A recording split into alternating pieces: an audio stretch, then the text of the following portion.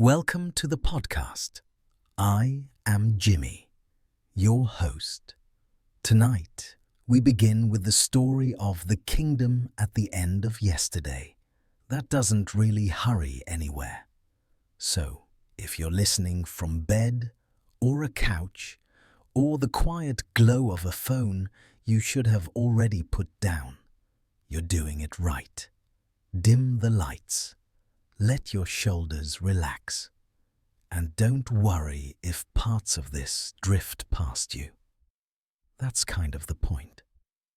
Tonight, we are talking about memory and time and a small kingdom that politely refused to move forward. Because of course it did. It begins, as these things often do, in autumn. Not the dramatic, wind-howling autumn of movies, just the gentle kind. Leaves turning gold because they've always done that. Air cooling slightly, like the world is exhaling after a long summer of pretending everything is fine. Our story centers on a boy. Not a chosen one, not secretly royal, just a boy who noticed things. He noticed how adults spoke about the past like it was a room they didn't want to clean anymore. He noticed how memories faded unevenly. Big moments sometimes vanished. Small, embarrassing ones stayed forever. And he noticed that yesterday felt closer than it should.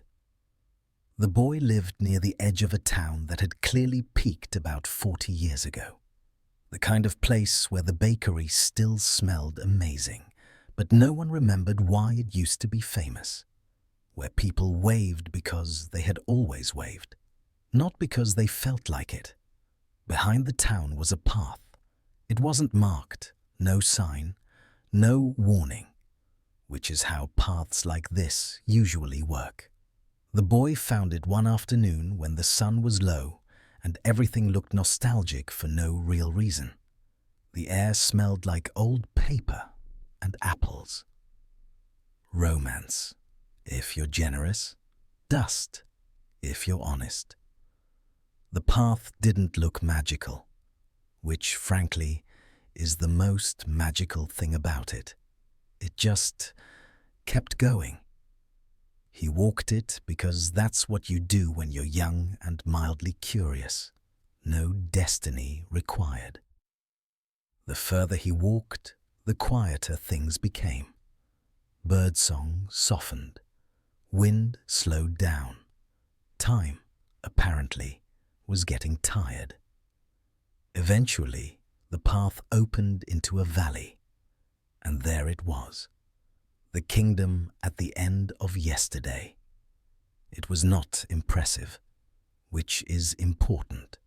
No towering spires, no glowing gates, just stone buildings that looked slightly too familiar. Like you had dreamed them once, then forgotten the dream but remembered the feeling. Flags hung without moving, not because there was no wind, but because they had already moved yesterday. People walked slowly, not tired, just unhurried. The clocks all showed the same time, late afternoon. Forever. The boy stepped forward, and no one seemed surprised, which is never comforting. A woman sweeping a doorway nodded at him, as if she had already seen him. A man sitting on a bench sighed, the way people sigh when they remember something they don't want to explain. This was a kingdom built on memory, not history. Memory. And those two things are very different. You see, history is structured. Memory is emotional. History remembers dates. Memory remembers smells. This kingdom did not care about accuracy. It cared about feelings. And like many places built on feelings, it was quietly tragic. Let's float gently over to the castle. Every kingdom insists on having one, even when it barely functions. The castle here was modest, more administrative than intimidating.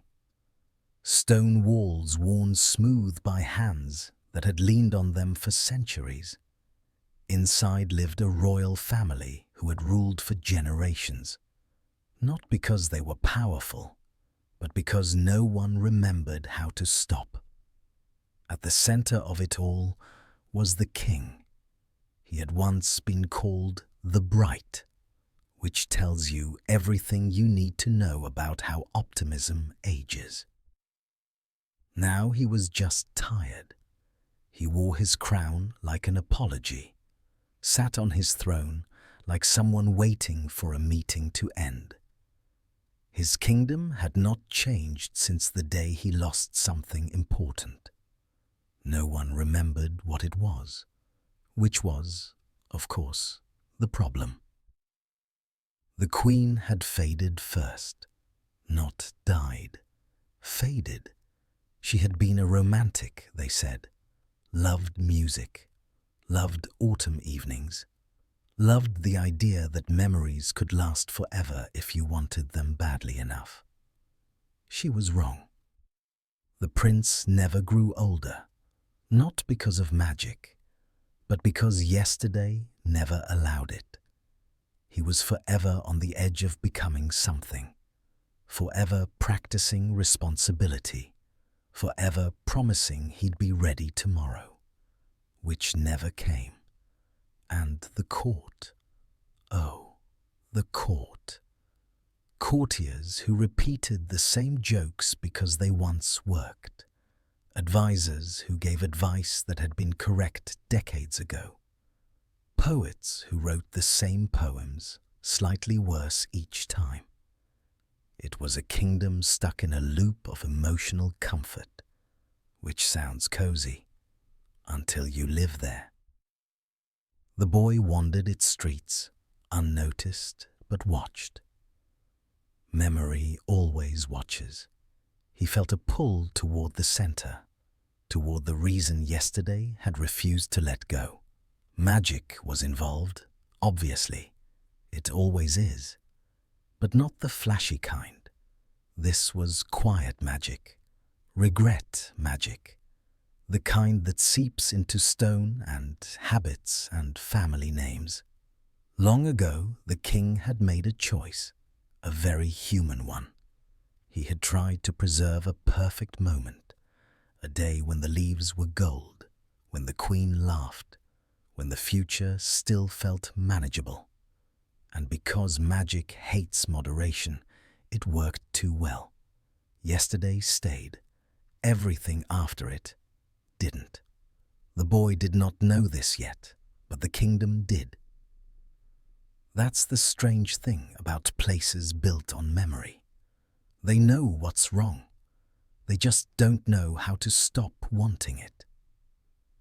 As the sun hovered in its eternal almost set, the boy felt something tug inside him. Not destiny, recognition. He had come because he was forgetting something. Or maybe because he was afraid he would. The kingdom at the end of yesterday did not accept visitors by accident. It accepted them by need. And as the bells rang, softly, repeatedly, always the same, the boy realized something unsettling. This place was not holding on to the past. The past was holding on to it. And tomorrow was waiting patiently outside the valley. Let's rest here for a moment, because yesterday always does. By the time the boy realized that the path beneath his feet had stopped behaving like a normal path, it felt rude to question it. Paths, after all, have their own opinions.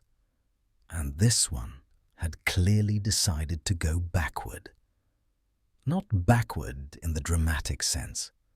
No swirling wind, no glowing portals, just a subtle insistence.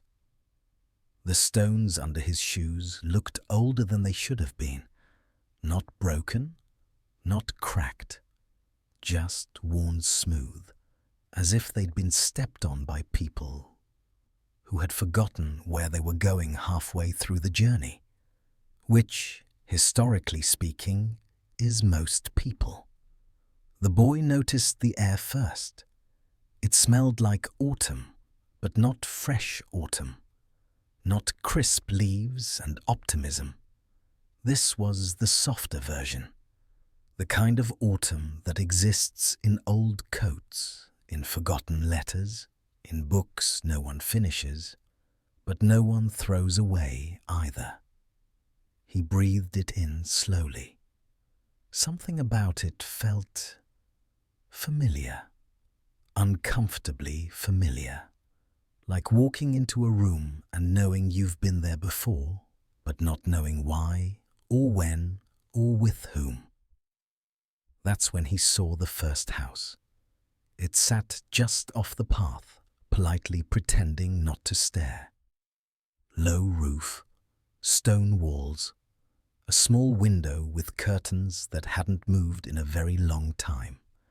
And in that window, a light, not bright, not flickering, just present. The boy stopped because, of course, he did. Curiosity is a slow disease. You don't feel it until you've already leaned in. The door of the house opened before he could knock. A woman stood there. She was not old. She was not young. She existed somewhere in between, in that strange historical limbo where age stops being a number and becomes a mood. She smiled like she already knew him, which was unsettling, but gently so. "You're late," she said. The boy blinked. "I didn't know I was invited." She nodded. No one ever does. She stepped aside, holding the door open. The inside of the house smelled like tea that had been waiting patiently to be poured. There was a table, 2 cups, steam curling upward in lazy spirals, as if time itself had gotten bored halfway through boiling. The boy hesitated. "Am I supposed to—" "Yes," she said. "Sit." So he did. The chair creaked in the familiar way of chairs that remember other people. People who sat down too hard. People who lingered. The woman poured the tea. It tasted like something he used to like. Not love, just like, which somehow made it worse. "You've been here before?" she said casually, as if commenting on the weather. "I don't think so." She smiled again. That knowing smile people get when they are absolutely certain and not interested in arguing. "You were smaller," she said, "and louder." That felt rude and accurate. The boy stared into his cup. The surface of the tea rippled slightly, not from movement, from memory. He saw flashes, not images, feelings, the comfort of a hand on his shoulder, the disappointment of being told, maybe tomorrow, the safety of believing that tomorrow was guaranteed. "What is this place?" he asked. The woman leaned back. "This," she said, "is one of the outer rooms of the kingdom.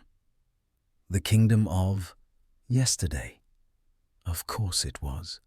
Of course the strange path led to a place like that. Because if there is one thing history has proven repeatedly, it's that humans are very bad at letting go of yesterday. Kings hoard it. Queens rewrite it. Empires pretend it was better than it was.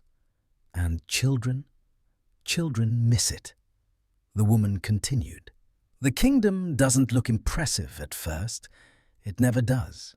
No walls, no trumpets, no dramatic signage." She gestured vaguely toward the window. "But once you're inside, it gets harder to leave." The boy felt that in his chest. A small tightening, not fear, recognition. "Why?" he asked. "Because yesterday," she said, "doesn't demand anything from you." She let that settle. No choices, no consequences, no becoming. That last word lingered. The boy finished his tea. The cup was empty before he realized he'd lifted it. "Am I stuck here?" he asked quietly. The woman shook her head. "No, not yet." That was not reassuring. She stood and walked to a shelf along the wall. On it were objects. A wooden toy with a chipped wheel. A scarf folded too carefully. A book with pressed leaves inside. "These belong to people who came through," she said. "Some stayed, some left, some forgot they ever arrived." She picked up the scarf. "Romance," she added thoughtfully, "is particularly dangerous here." The boy frowned. "I'm too young for that." She laughed softly. "Oh no, you're exactly the right age. Romance doesn't begin with people. It begins with ideas." That felt like something that should be written down somewhere. She placed the scarf back. "When you love a version of the past," she continued, "it loves you back. That's the trick." Outside, the light never shifted. The day remained perfectly suspended. No sunset, no evening. The boy stood. "I should keep going," he said, surprising himself with how certain he sounded. The woman nodded. "You should." She opened the door again. The path waited patiently. "Remember," she said as he stepped outside, "the kingdom doesn't chase you." The boy paused. "It doesn't have to." And with that, he walked on. The houses became more frequent now, each one a different style, different era, different story. He passed a man standing outside a shop, staring at a sign that no longer existed. He passed a couple frozen mid-argument, neither angry enough to leave nor brave enough to apologize. He passed a boy about his own age, sitting on a fence, kicking his heels against nothing. Their eyes met. The other boy smiled. Not happy, not sad, just familiar.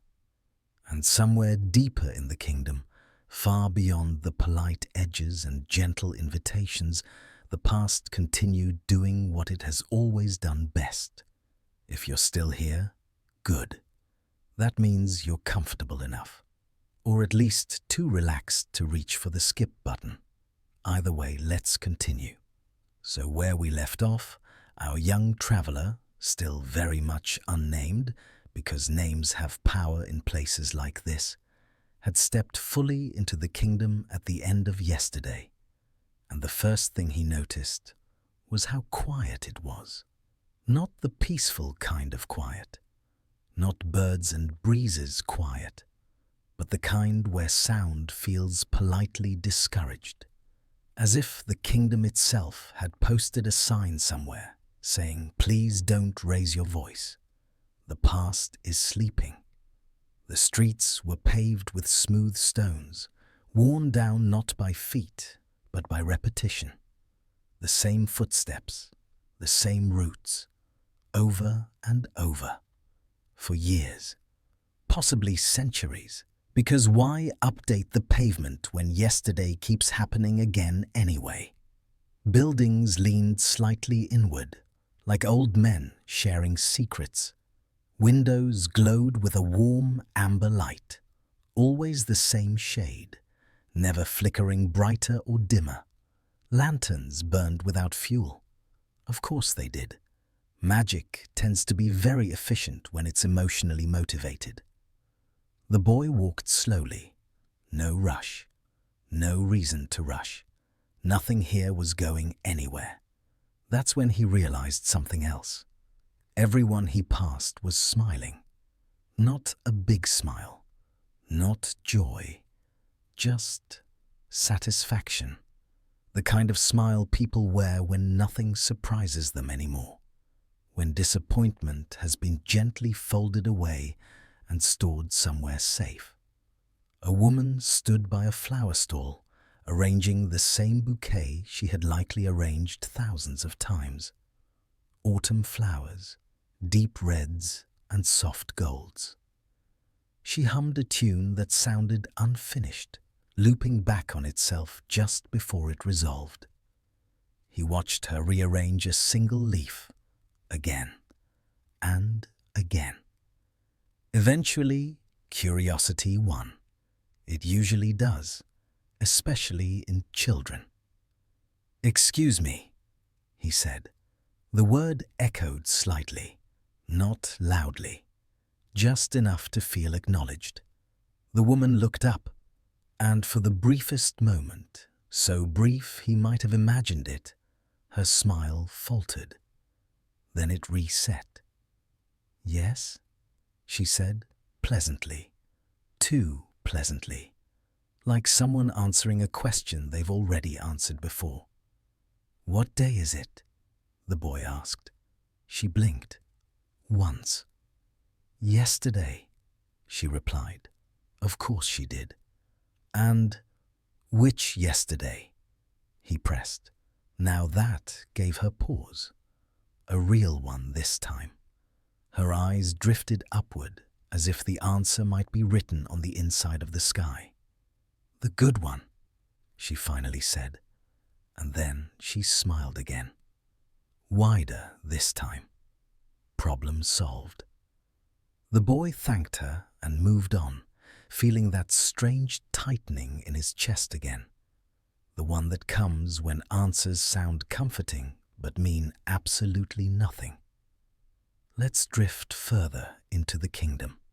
Past the market, past the neatly swept streets that never gathered dust, because nothing ever stayed long enough to decay. He came upon a small square. At its center stood a clock tower, naturally. The clock face was enormous, rimmed with tarnished gold. The hands pointed to a time that felt emotionally correct, but mathematically questionable. Somewhere between late afternoon and early evening. The hour when memories tend to get sentimental. The clock was ticking. But it wasn't moving. Each tick sounded identical, perfectly spaced, like a heartbeat that refused to change pace no matter what was happening around it. A man sat on a bench beneath the tower, older, well-dressed, royal adjacent, perhaps. The kind of posture that suggested he had once mattered a great deal. The boy approached him, because of course he did. This kingdom was clearly full of people who looked like they had stories trapped inside them. "Is the clock broken?" the boy asked. The man laughed softly. "No," he said. "It's working exactly as intended." "Then why doesn't it move?" The man folded his hands over a cane he didn't seem to need. "Because moving forward would be impolite." That's when the boy noticed the man's crown. It wasn't grand, no jewels, just a thin circlet dulled with age, worn more out of habit than authority. "You're the king," the boy said. "I was," the man replied. "I am. I will be. Depends how you look at it." Of course it does. The king, let's call him that, because titles are sticky things, gestured toward the clock tower. This kingdom exists, he said calmly, because there are moments people refuse to leave behind. Like what? The boy asked. The king smiled. A sad one this time. No reset. Last good days, final conversations, apologies that almost happened, love that didn't quite fall apart yet. Romance, you see, lingers far longer than logic ever does. And you keep them here? The boy asked. We keep ourselves here, the king corrected gently. The memories are just the architecture. The boy sat beside him, the stone bench cool beneath his legs. Why? He asked. The king looked at the clock again, then at the sky, which still hadn't changed color since the boy arrived. Because tomorrow, he said, asks things of you. And there it was. The truth. Quiet. Unremarkable. Heavy. The king continued. Tomorrow wants growth, change, regret, forgiveness. Yesterday only asks you to remember. He leaned back slightly. And some of us, he added, were very good at remembering. The boy felt something stir inside him, a memory of his own, a face, a voice, something he hadn't thought about in a while, not because it hurt, but because it felt unfinished. Autumn has that effect, makes everything feel like it's in the middle of becoming something else. The clock ticked again. The boy looked up at it. What happens if someone stays too long? He asked. The king didn't answer right away. Instead, he stood, slowly, carefully, like someone who had done this exact movement many times before. Then, he said, they stopped noticing the ticking. And with that, he walked away, vanishing into a street that curved gently back toward itself, leaving the boy alone beneath a clock that refused to move forward. Let's linger here for a moment, because next, the boy is going to meet someone who remembers him. And that's where things begin to soften. But for now, just listen to the ticking. By the time the boy truly understood that the kingdom at the end of yesterday did not move forward in time, he had already stopped trying to measure it. At first, he counted days. Then he counted sunsets. Then he counted meals. Eventually, he counted none of those things, because none of them changed in a way that mattered. The sun rose exactly as it always had. The light stayed permanently late afternoon gold, that soft autumn glow that makes even cracked stone look poetic and emotionally available. The shadows never lengthened enough to become evening. They just lingered, as if night had been politely invited but never shown up. Of course, this bothered the boy for about a week. Then it stopped bothering him at all. That's the thing about strange places. If they don't actively chase you with pitchforks, your brain eventually decides they're fine. The people of the kingdom went about their routines with a kind of relaxed commitment that suggested they had done all this before. Not yesterday exactly, because yesterday was a single, endlessly repeating thing. But before the remembering stopped being useful. There was the baker who kneaded dough that never quite finished rising. There was the woman who swept the same stretch of street with deep emotional focus. As though one day it might finally be clean enough to impress someone who never came. There was a man who stood by the fountain and practiced the same sentence every afternoon. Tomorrow, he would begin. And then he would stop. Every time. No one laughed at him. No one corrected him. They just nodded politely, because of course he was trying again. Because why wouldn't he? The boy noticed that conversations worked the same way. People spoke as if the middle of a thought was the safest place to exist. They would start stories they had already told him. They would pause at the same emotional beats. They would reach for the same words and then gently set them back down, like fragile objects they weren't sure they were allowed to keep. Romance existed here too, which surprised him. Couples walked hand in hand, but always at the same distance apart, close enough to imply affection, far enough to suggest restraint. There were no arguments, no declarations of love that pushed past the comfortable edge of familiarity. Because love, in the kingdom at the end of yesterday, was not allowed to evolve. It could begin, it could hover, but it could never arrive anywhere. The boy once asked an older woman who wore a shawl that smelled faintly of dried leaves if she was married.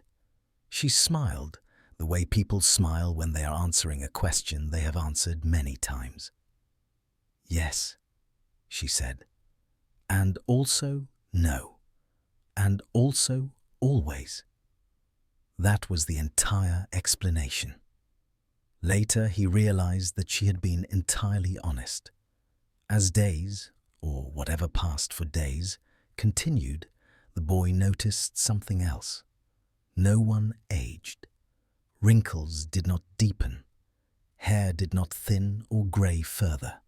Children did not grow. There were children here, many of them. They played the same games, argued over the same imaginary rules, and scraped their knees in exactly the same places. They cried with theatrical commitment, then recovered instantly because they already knew how this part went. Watching them made the boy uneasy in a way he couldn't quite articulate. It was like listening to a lullaby that never ended. Comforting, yes, but also suspicious. Eventually, curiosity, his most dangerous trait, pushed him toward the palace. Every kingdom had one, even this one. It sat at the edge of the city, half hidden by tall, amber-leafed trees that never dropped their leaves. The building itself looked less like a seat of power and more like a very tired idea of royalty. The stones were worn smooth. The banners hung limp, frozen mid-wave. The guards at the gate stood in perfect stillness, not because they were statues, but because movement felt unnecessary. When the boy approached, one of the guards blinked slowly. "Ah," he said, "you're new?" That seemed like an odd thing to say to someone who had been there long enough to stop counting time, but the boy nodded anyway. "I want to meet the king," the boy said. The guard considered this with the gravity of someone weighing whether to recommend a particularly bland soup. "Everyone does," he replied. Eventually. Inside, the palace felt less grand and more preserved. Corridors echoed softly, not with footsteps, but with memory. Portraits lined the walls, depicting kings and queens who all shared the same tired eyes. They were all mid-reign, never coronated, never dying, just ruling forever in the most boring way imaginable. The current king sat on a throne that looked more comfortable than impressive. He wore robes that had once been rich and ceremonial, but now felt more like a well-loved blanket. His crown sat slightly crooked because no one had bothered to straighten it for centuries. He looked up as the boy entered, unsurprised. "So," the king said calmly, "you found us." The boy swallowed. "Yes." The king nodded, as though confirming a suspicion he had already accepted. "We were wondering how long that would take." He gestured for the boy to sit. And just like that, the boy realized something important. The kingdom at the end of yesterday did not trap people. It invited them. And the reason it existed at all was not magic alone. It was memory. And memory, the boy was about to learn, is very bad at letting go. Let's drift a little deeper into that realization. We left our young traveler standing in yesterday's kingdom, which, just to be clear, is not a metaphor. It is very much a place where time didn't stop so much as refused to move forward out of stubbornness, and honestly relatable. The boy, still unnamed, because the kingdom has opinions about names, walked along a road paved with old moments. Not memories exactly. Moments. They were flatter, less emotional, like postcards no one ever mailed. The road led him toward a low stone bridge. It crossed a river that didn't flow. The water sat perfectly still, reflecting the sky as it had looked yesterday, clouds frozen mid-drift. A sunset paused halfway through its decision. On the bridge stood a man in formal robes that had once been impressive. Now they were simply tired, threadbare at the edges, like someone who kept wearing the same suit long after the party ended. He was old, but not in the dramatic way. No grand beard, no mystical glow, just old, like a court official who had stayed late too many nights waiting for history to wrap things up. He cleared his throat, softly, because even his voice knew better than to echo. "You're early," the man said. The boy blinked. "I think I'm late," he replied, which felt correct given everything. The man smiled the smile of someone who had heard every answer and stopped caring which one was right. "Everyone says that," he said. "Yesterday does that to people." He introduced himself as the keeper of accounts, which sounded impressive until he explained. He kept track of everything the kingdom refused to forget. That was a long list. They leaned against the bridge railing together, staring down into the unmoving river. The keeper pointed at the reflection. "That's the day your mother didn't cry," he said casually, even though she wanted to. The boy stiffened. Of course he did. Yesterday had a way of pulling threads without asking. "She stood at the window," the keeper continued. "Autumn leaves falling, golden ones. She told herself it wasn't the right time. She told herself she'd cry tomorrow." He paused. Tomorrow never showed up. The boy didn't respond. He wasn't sure how. The keeper nodded, satisfied by the silence. "That's why the kingdom exists," he said. "Some moments don't want to move on. They dig in their heels. They stay." They walked again, past buildings that felt oddly familiar. A schoolhouse with a bell that never rang. A ballroom where the music hovered in the air, forever mid-note. Romance lived here too, but the quiet kind, the kind that never quite worked out. They passed a young queen sitting alone on a balcony. She wore a crown too heavy for her head. She was technically married, very politically. Emotionally, not so much. She stared at the sky with the devotion of someone still waiting for a letter that was never sent. She loved a poet, the keeper murmured. Terrible career choice. He loved her too. Even worse. The boy glanced back as they walked on. The queen didn't move. She never would. The keeper led him into a grand hall filled with mirrors. Each mirror showed a different yesterday. Not reflections, scenes. A king pacing before signing a decree he regretted immediately. A princess practicing a smile she'd use for the rest of her life. A duke counting coins while convincing himself he was happy. Dynasties thrived here and failed here, over and over. Because why let go when you can just replay the mess? One mirror caught the boy's attention.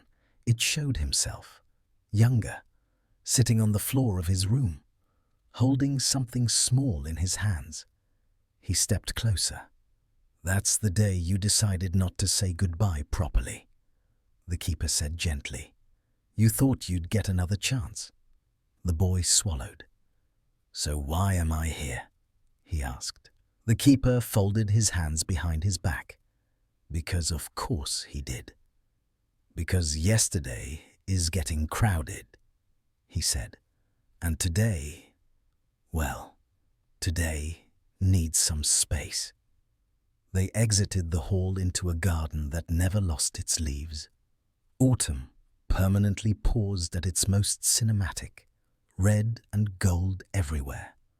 Romantic, melancholic, slightly overdone. Benches were filled with people who looked peaceful and exhausted at the same time. They weren't asleep.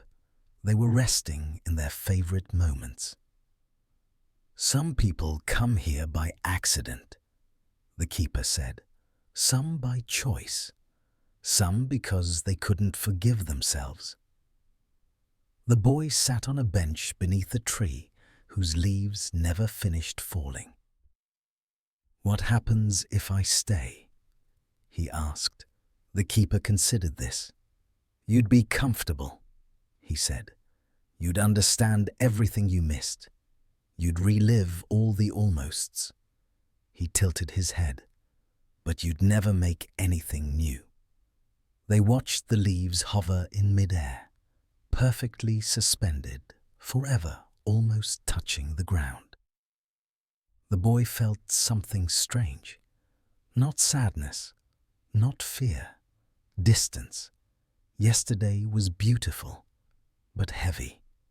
The keeper stood. "Come," he said. "There's someone else you should meet." They walked toward the edge of the garden, where the sky blurred into something softer. Not night, not day, just later. And as they walked, the boy realized something quietly important. Yesterday didn't trap people. People clung to it. And somewhere beyond the edge of the kingdom, time was waiting. If you're still awake, congratulations. If you're not, that's even better. Either way, let's drift gently onward. By the time the boy had spent what felt like several weeks wandering the kingdom at the end of yesterday, he began to understand something quietly unsettling. Nothing here ever finished. Conversations trailed off and resumed days later at the exact same sentence. Cups of tea stayed warm forever, steam frozen in a polite curl above the porcelain. Arguments never escalated. Apologies never arrived. Everything hovered in a soft, unresolved middle, like a thought you have right before falling asleep. Of course, this was intentional. Of course it was. The kingdom's residents, former princes, retired queens, forgotten advisors, and the occasional noble cousin no one could quite place, were all people who had at some point wished desperately for one more day, one more yesterday, one more chance to not quite move on. And the kingdom, being both magical and deeply unhelpful, had obliged. The boy noticed that most of them dressed in autumn colors, burnt oranges, muted reds, gentle browns. It was always autumn here. Not the dramatic, crunchy leaf kind of autumn, but the late version. The one where the trees have mostly let go and the air smells faintly of smoke and old paper. Romance lingered in the background too. Half-finished love stories, letters never sent, dances that ended too early or too late. He met Lady Rowan in a garden that never quite finished wilting. She had once been engaged to a duke, or maybe a count. Titles got fuzzy here. She spoke slowly, as if choosing each word from a deep drawer of memories she had already opened too many times. "He was supposed to come back," she said, rearranging the same fallen leaves she had rearranged every day for decades. "So I waited. And then I waited here." Of course she did. The boy sat beside her, feeling the strange weightlessness that came with prolonged exposure to the kingdom. He was starting to forget what day it was back home, starting to forget whether that mattered.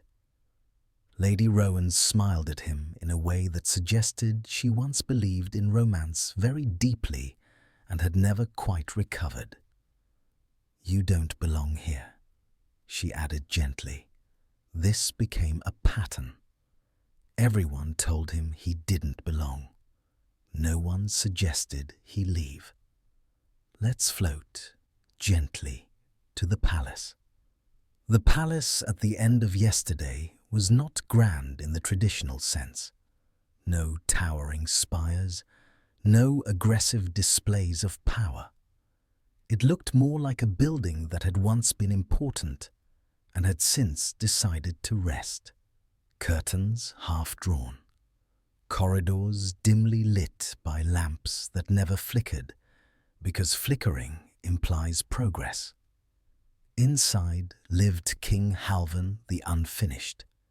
That was not his birth name, but it was the one history remembered.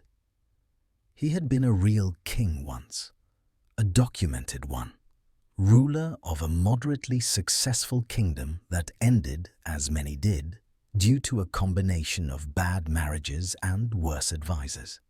He greeted the boy while reclining on a chaise that suggested chronic indecision. "Ah," the king said, smiling without quite opening his eyes. "A visitor from tomorrow." The boy did not correct him. King Halvern had chosen yesterday because he had never signed the treaty that would have ended a long, boring war. He kept meaning to. He had drafts, notes in the margins. But signing it meant admitting the war had mattered. And he wasn't ready for that. "So I stayed," the king said, sipping wine that never diminished. "Of course I stayed." The boy wandered the palace halls afterward, noticing portraits that subtly shifted when he wasn't looking. Kings whose expressions softened, queens whose eyes followed him, not ominously, but wistfully. Everyone here had once been powerful, and everyone here had chosen memory over movement. Magic hummed through the walls, low and constant. The kingdom ran on it. Not flashy magic, not spells or sparks. This was the magic of emotional inertia, stronger in many ways, harder to escape. That night, though night is a generous term, the boy dreamed of his own yesterday. He saw his home, smaller than he remembered, warmer too. He saw people he had already begun to miss, though he hadn't been gone very long. He felt the tug, the dangerous, seductive pull of staying just a little longer. Because why rush forward when you could linger comfortably in what you already knew? Romance crept into the dream in subtle ways. A voice he hadn't realized he missed, a laugh that no longer existed in the present. The dream didn't hurt. That was the problem. When he woke, the kingdom looked pleased with itself. The trees leaned closer. The air felt heavier. Even the lights seemed to say, "You could stay. You'd be very good at staying." But the boy had begun to notice something else. Some residents were fading, not disappearing, just thinning. Their outlines softer, their voices quieter. They repeated the same stories more often, as if afraid that if they didn't, the stories would forget them instead. He found an old historian, because of course there was one, sitting beneath a clock with no hands. "People think memory keeps them alive," the historian murmured. "But memory that never changes becomes a loop, and loops wear things down." The boy asked what happened when someone faded completely. The historian shrugged. They become part of the scenery, benches, pathways, occasionally a very judgmental hedge. That night, the boy stood at the edge of the kingdom, where yesterday blurred into something else. Not quite today, not yet tomorrow. Just a thin, trembling line of possibility.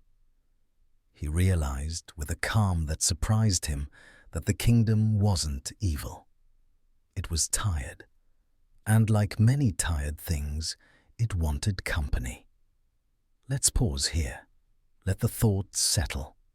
Yesterday is comforting, but it never lets you rest. If you've shifted in your bed, that's fine. If you haven't, that's also fine. The kingdom doesn't mind either way. It has been waiting much longer than that. When the boy woke again, it was still yesterday. Not metaphorically, not emotionally, literally. The sky held the same bruised amber color it had held before. The clouds sat in the same lazy formations, like they hadn't bothered to move because no one had told them to.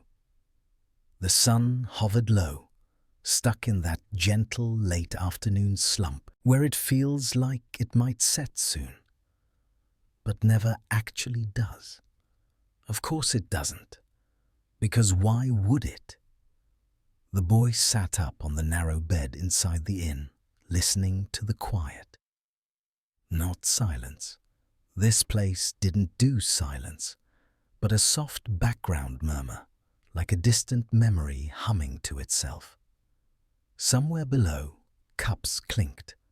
Somewhere else, a door opened and closed for reasons that no longer mattered. He rubbed his eyes.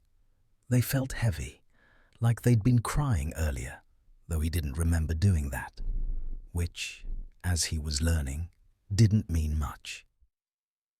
Downstairs, the innkeeper was already awake. Of course she was. She always was.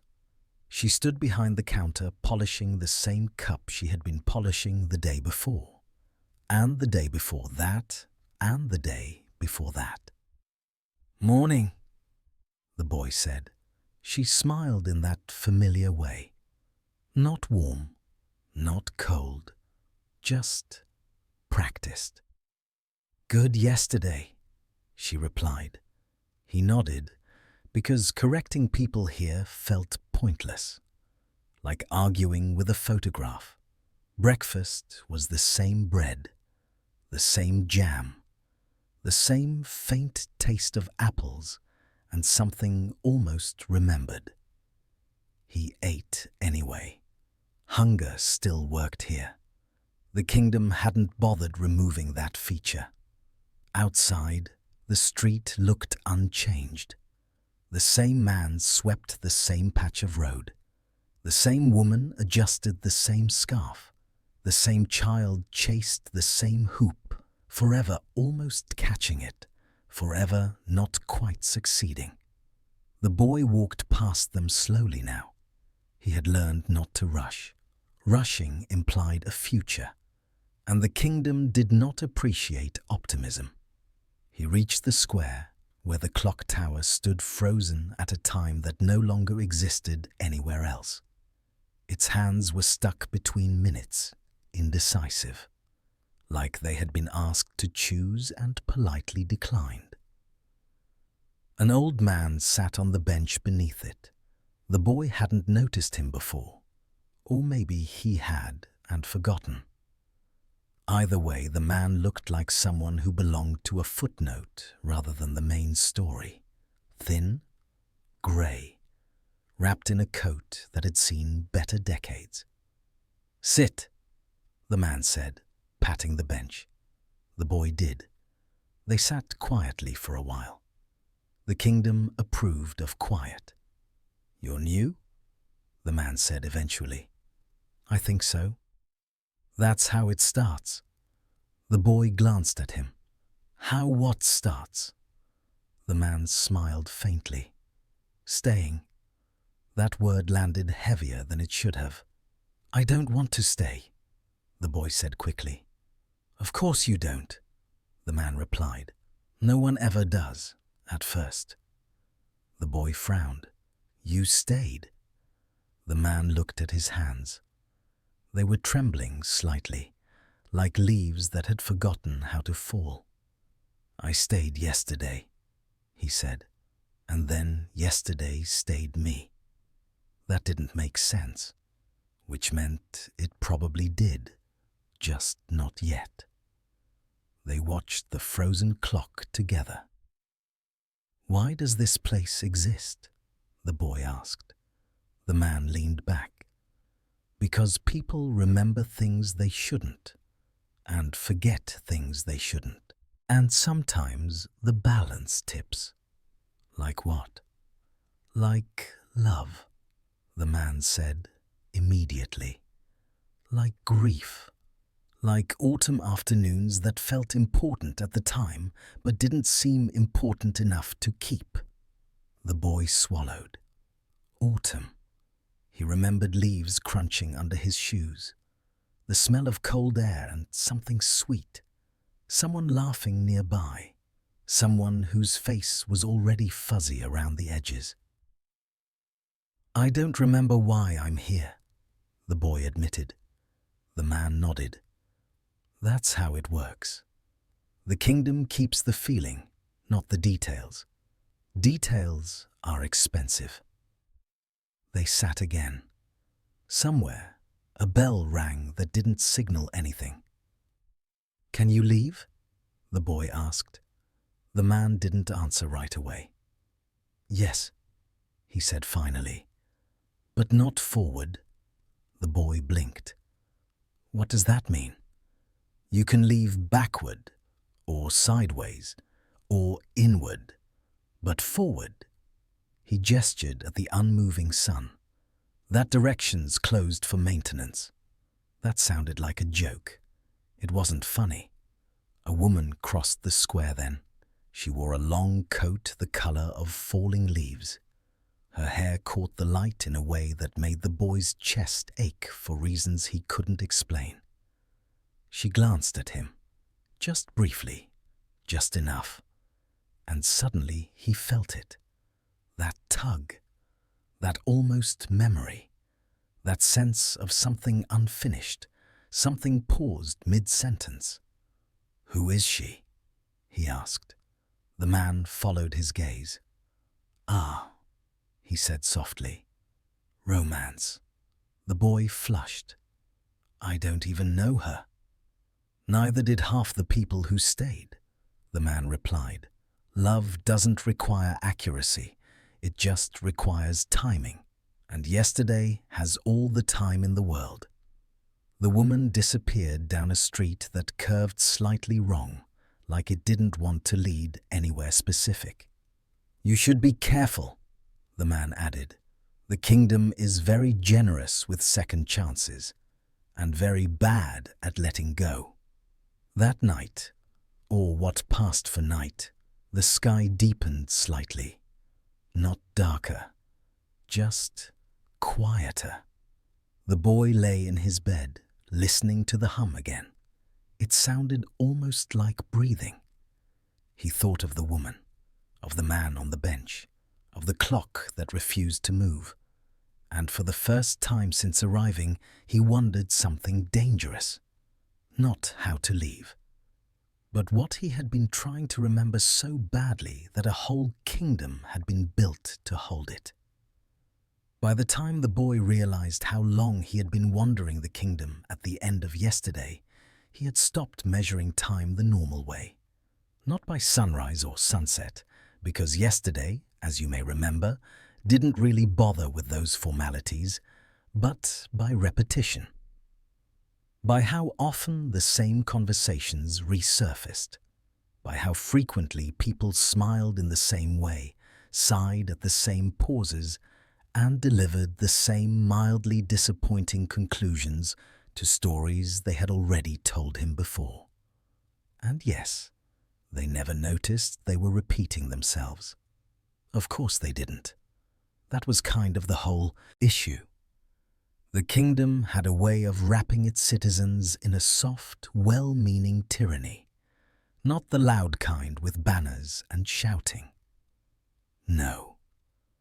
This was the gentle tyranny of memory, the sort that whispered, "Stay here. This mattered. This was important once." The boy, whose name by now even he had trouble remembering with certainty, spent long afternoons sitting on the steps of the Archive of Almosts. It was a wide stone building with doors that never fully closed, filled with shelves of half-written letters, abandoned diaries, and unfinished apologies. Autumn leaves drifted endlessly through its halls, despite there being no trees inside. No one questioned it. Leaves had always fallen there. Of course they had. Inside, archivists worked quietly. They wore soft grey robes and spectacles that slid endlessly down their noses. Every one of them was recording something slightly incomplete. "This one ends mid-sentence," one archivist muttered pleasantly, holding up a parchment. "Oh, good," said another. "Those are my favorite." The boy watched them with growing unease. These weren't villains. They weren't cruel. They were simply committed, devoted to preservation for its own sake. They believed, with almost religious certainty, that nothing worth remembering should ever be allowed to finish. That was the kingdom's great flaw. It didn't let memories rest. And memories, as the boy was beginning to understand, got tired. He met a woman named Elira near the western wall, a place where yesterday thinned like mist. She was young, or old, or both. Her hair was the color of late autumn wheat, and she wore a dress that looked like it had been mended so many times it barely remembered its original shape. They talked often, or rather, they talked once, and then again, in nearly the same way. She told him about a romance she once had, a boy with ink-stained fingers, a love letter unfinished, a goodbye never spoken because the moment felt too heavy to survive being real. "I come here to remember him," she said softly. You've already remembered him, the boy replied. She smiled politely, the way people do when they hear something inaccurate but not worth correcting. I haven't remembered him enough, she said. That was the phrase that lingered. Enough. As days, or yesterday-shaped equivalents, passed, the boy noticed something unsettling. The longer he stayed, the harder it became to recall his own life outside the kingdom. His mother's voice softened, his home blurred at the edges. Even the reason he had come here in the first place felt less urgent, less defined. The kingdom was working on him. Of course it was. He wasn't immune. No one ever was. That was the real magic here. Not spells or glowing artifacts, but erosion. Slow, affectionate erosion. The boy began to dream of yesterday, even while awake. He would catch himself replaying moments that weren't his, laughs he had never laughed, regrets he had never earned. The kingdom offered these borrowed memories generously, like samples at a market stall. Try this one, it seemed to say. You'll like how it feels. And sometimes he did. One evening, if we can call it that, he climbed the bell tower of recollection. It rang only when someone remembered something at exactly the right emotional pitch. Not too fond, not too bitter, just enough. From the top, he could see the whole kingdom stretched out beneath him, streets looping back into themselves, houses paused mid-renovation forever, couples frozen in conversations that never quite reached closure. It was beautiful, soft, achingly gentle, and deeply wrong. That's when he finally understood why the kingdom existed. It wasn't built to preserve happiness. It was built to delay pain. Every person here had fled a moment they couldn't finish, a goodbye too final, a loss too sharp, a love that required letting go. Yesterday was safer. Yesterday didn't demand courage. The boy sat on the tower steps and felt something unfamiliar rise in his chest. Not fear, not wonder, responsibility, which, inconveniently, is how all real stories begin to end. He whispered aloud, mostly to himself. Memories aren't meant to stay alive forever. The tower didn't argue. It just listened. And somewhere, deep in the kingdom, something old and patient shifted slightly, like a door that had not been opened in a very long time, beginning to consider the possibility of closing. If you're still awake, congratulations. If you're not, honestly, you're doing this correctly. So when we last drifted off together, the boy, who has now spent more time in yesterday than in the present, had begun to notice something unsettling. The kingdom wasn't just preserving memories anymore. It was rearranging them, softly, politely, like a librarian who smiles while moving your favorite book to a shelf you'll never check again. And of course, this was the moment things got slightly emotional. Not dramatic, just quietly heavy. The worst kind. The kingdom at the end of yesterday had always been autumnal in nature. Endless late afternoon light. Trees frozen in amber-colored decay. Leaves permanently mid-fall, as if even gravity had decided to take a nap.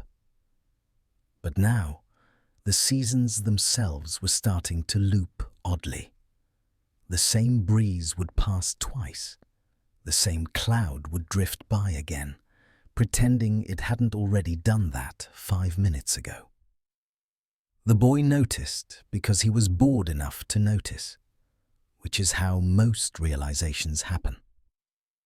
He sat on the steps outside the Hall of Recollection, a building that looked like a cathedral designed by someone who only remembered cathedrals from childhood drawings, too tall, slightly crooked, comforting in a vague, inaccurate way.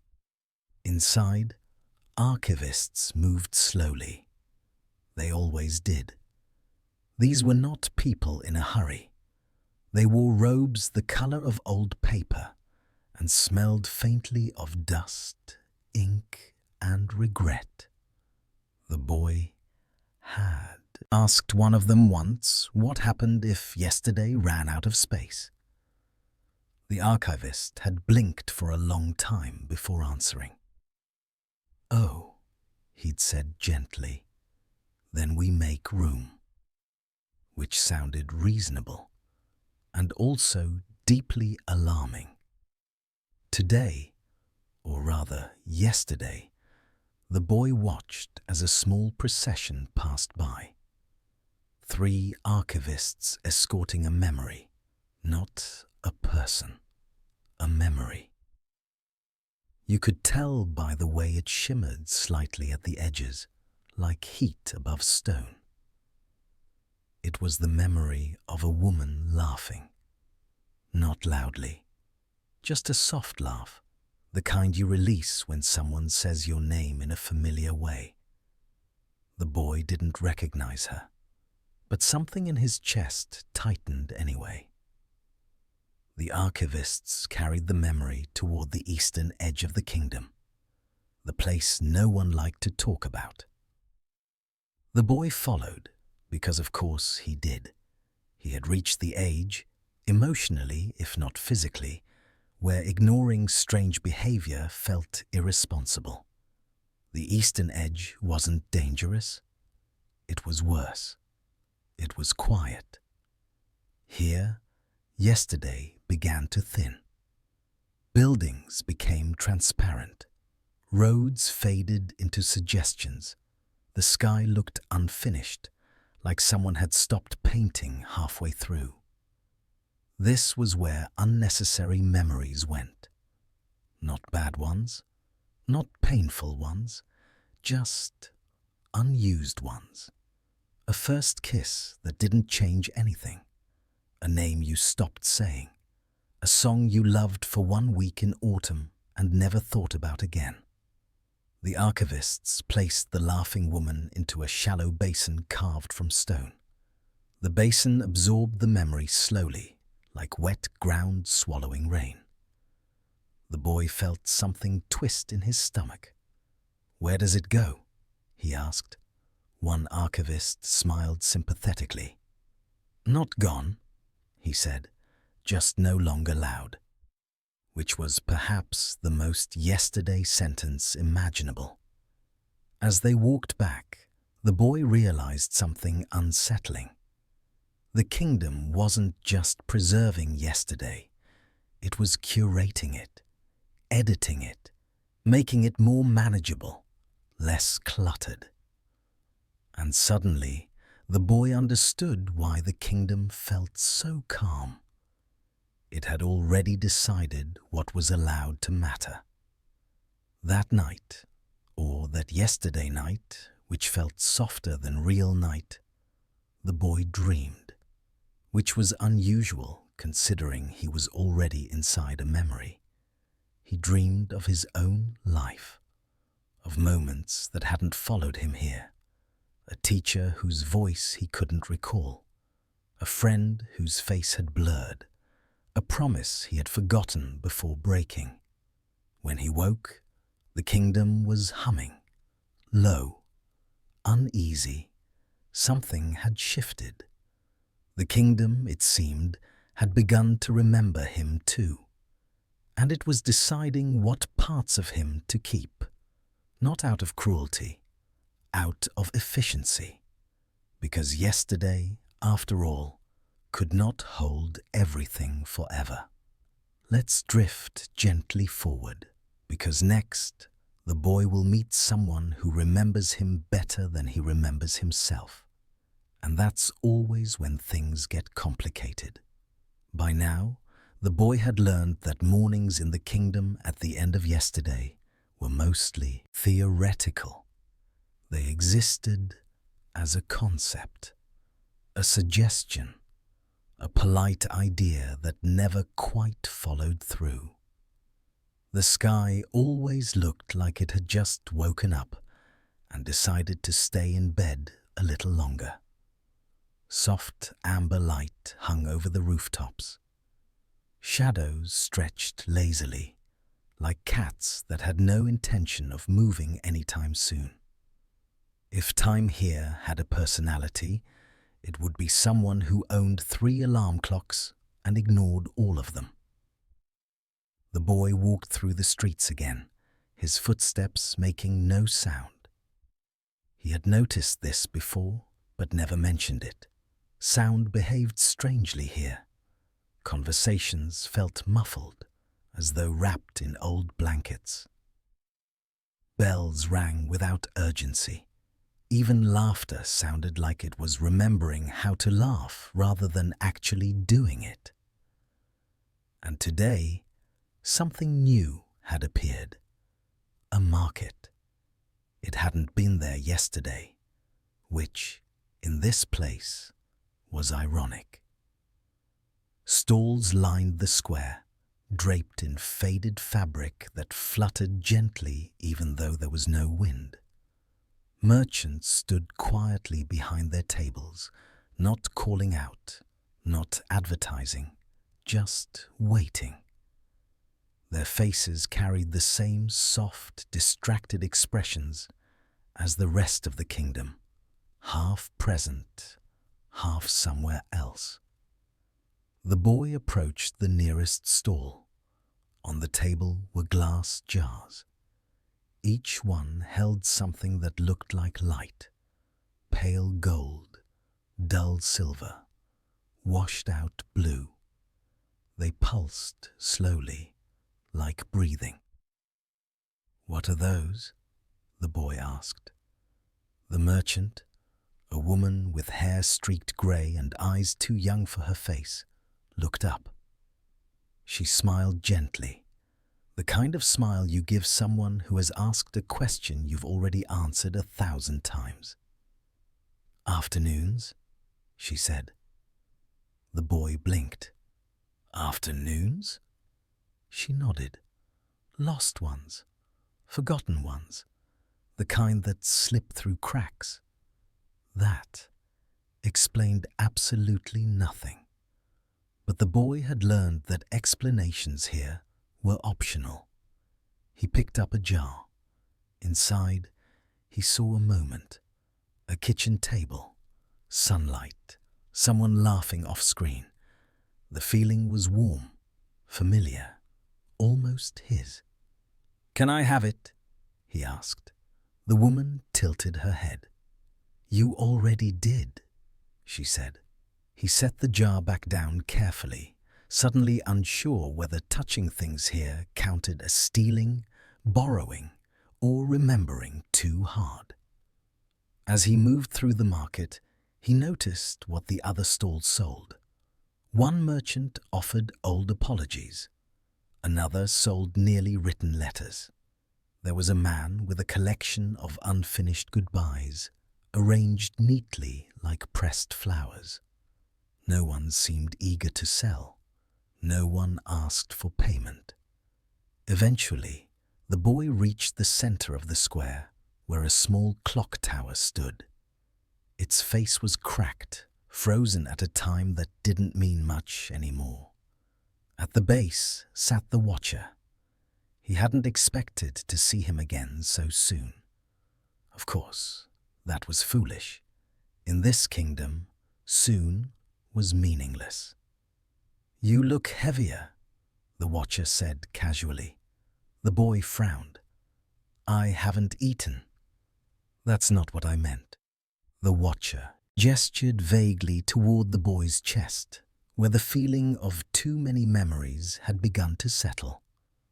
Not painful, just crowded. You're collecting, the watcher continued. Most people drop things when they come here. You're picking them up. Is that bad? The boy asked. The watcher considered this, staring at the unmoving clock face above them. Bad? He repeated. No. Dangerous? Possibly. Exhausting? Absolutely. The boy sat beside him. The stone felt warm, like it remembered sunlight. Why does yesterday never end here? The boy asked quietly. The watcher didn't answer right away. He never did. He waited until the silence had fully settled, until it felt like part of the conversation. Because no one wants it to, he said finally. The boy frowned again. That's not true. Some people want to move on. The watcher smiled, but there was no humor in it this time. They want to, he agreed. They just don't know how. Or they're afraid of what comes next. Or they're in love with the version of themselves that existed here. That last part lingered. The boy thought of his own yesterday. Not a single day, but a collection of moments. Some warm, some sharp, some he didn't like to think about at all. Does everyone here remember their real life? He asked.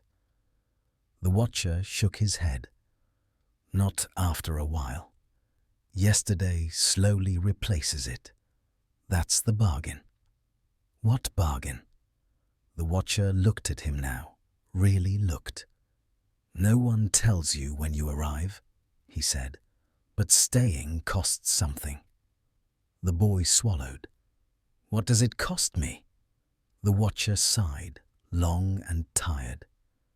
That depends on how long you stay. A bell rang somewhere in the market. It wasn't loud. It didn't echo. But the merchants began packing up their stalls, movements slow and ritualistic, like a dance they had done many times before. Where do they go? The boy asked. Back to their moments, the watcher replied. Everyone returns to their favorite yesterday at closing time. And you? I stay, he said simply. Someone has to remember the whole thing. The sky dimmed slightly, slipping closer to dusk without ever fully arriving. The market vanished as quietly as it had appeared, leaving only the empty square and the clock tower that still refused to move. The boy stood. I think I want to leave, he said. The watcher nodded, unsurprised. They all say that. But I really mean it. They all mean it. The watcher replied gently. The boy hesitated. Can you help me?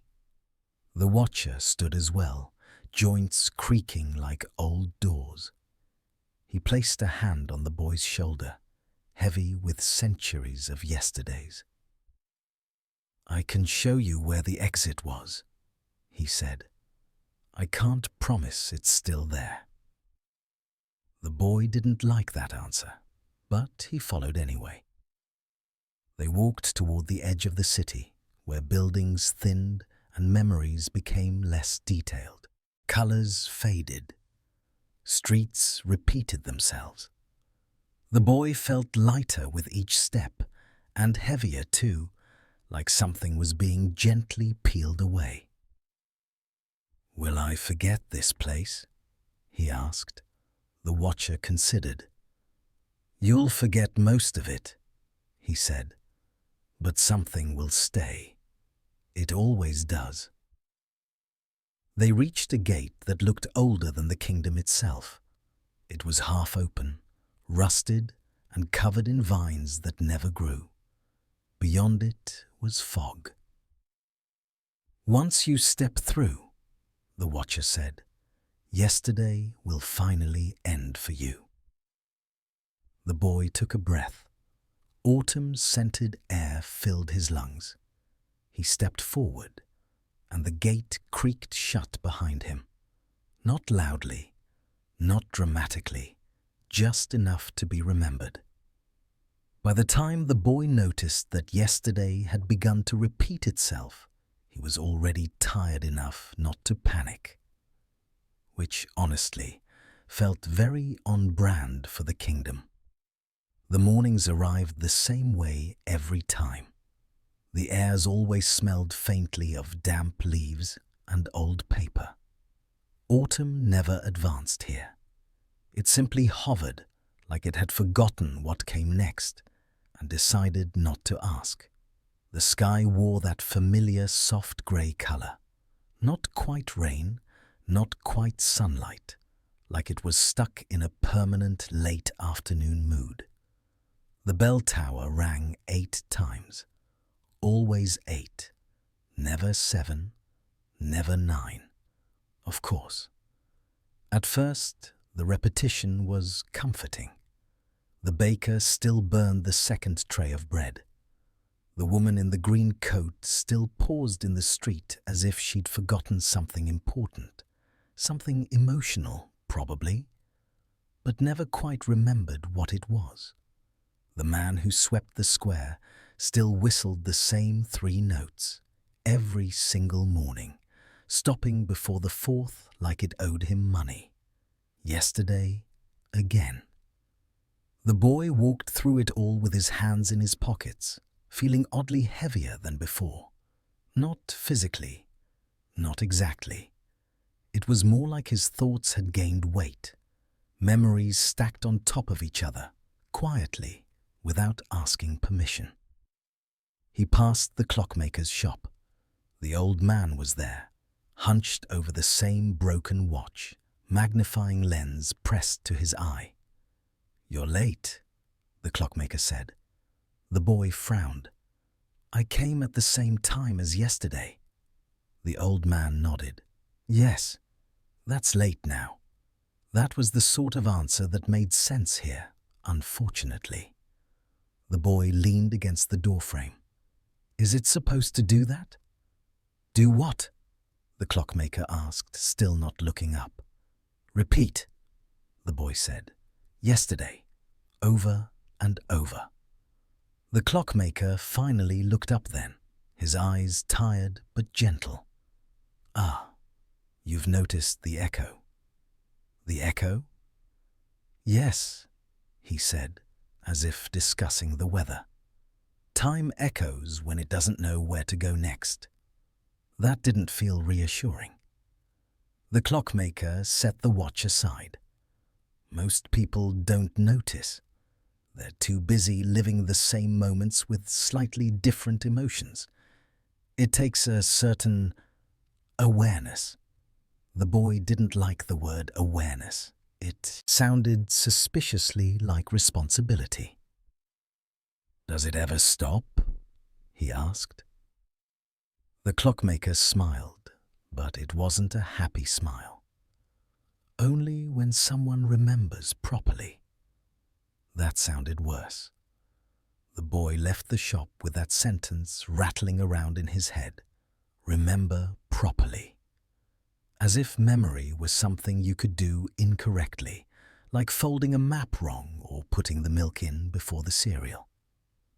He walked toward the river, the one that never flowed forward, only sideways, like it was avoiding commitment.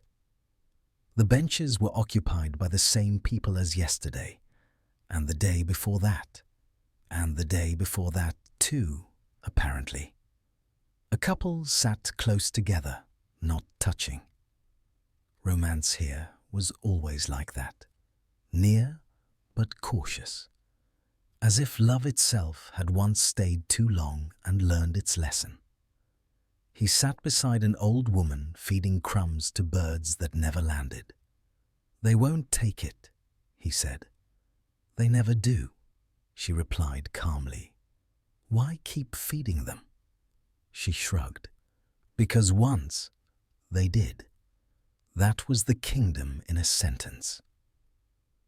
The boy watched the water.